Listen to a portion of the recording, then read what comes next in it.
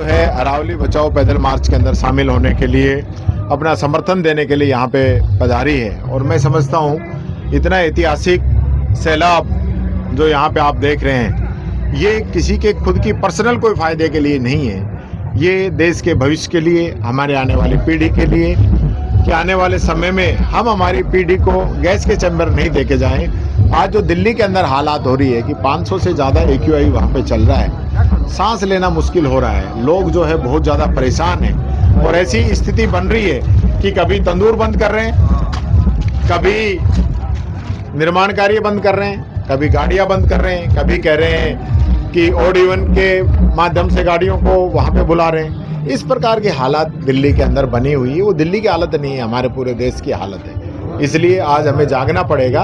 हमारे जो दोनों मार्थी हैं, दोनों ही अलवर से आते हैं, अरावली की गोद में बसे हैं, अरावली में रहने वाले लोगों ने उनको जिताया है, लेकिन उसके बावजूद ऐसी क्या मजबूरियां होगी कि वो अरावली माता को बेचना चाहते हैं? ऐसा क्या फायदा लेना चाहते हैं? ऐसे कौन से उद्योगपति मित्र हैं जिनसे सौदा किया है?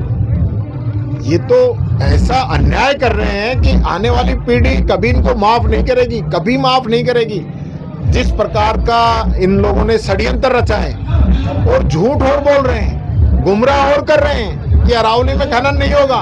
हम तो खुद ही कह रहे हैं अरावली में खनन नहीं हो रहा, लेकिन जो अरावली की परिभाषा बदल कर आप 90% पहाड़ियों को बाहर निकाल रहे हो, उनमें तो आप खनन करना चाह रहे हो। यही तो आपकी पॉलिसी है कि जनता को गुमराह कर दो, पहाड़ अपने उद्योगपति मित्रों को बेच दो।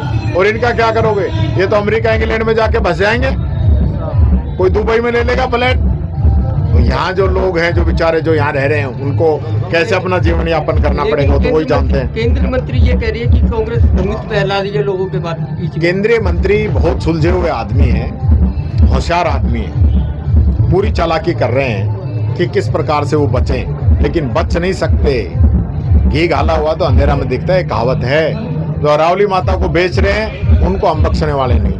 सर, केंद्रीय मंत्री भूपेंद्र सिंह यादव ये बोल रहे हैं कि विपक्ष के द्वारा और कुछ यूट्यूबर्स के द्वारा भ्रम फैलाया जा रहा है। तो आज आप जन चेतना यात्रा कर रहे हैं, जनता को संदेश दे रहे हैं। मैं सभी लोगों से ये अपील करना चाहूँगा कि भारतीय जनता पार्टी की सरकार, केंद्रीय मंत्री भूपेंद्र यादव जी, हमारे यहाँ के मंत्री संजय शर्मा जी, हमारे मुख्यमंत्री भजन लाल जी जनता को गुमराह करने का काम कर रहे हैं। अरावली की जो डेफिनेशन इन लोगों ने चेंज की है, उस डेफिनेशन चेंज होने से लगभग 90% हिस्सा जो है अरावली से बाहर हो जाएगा।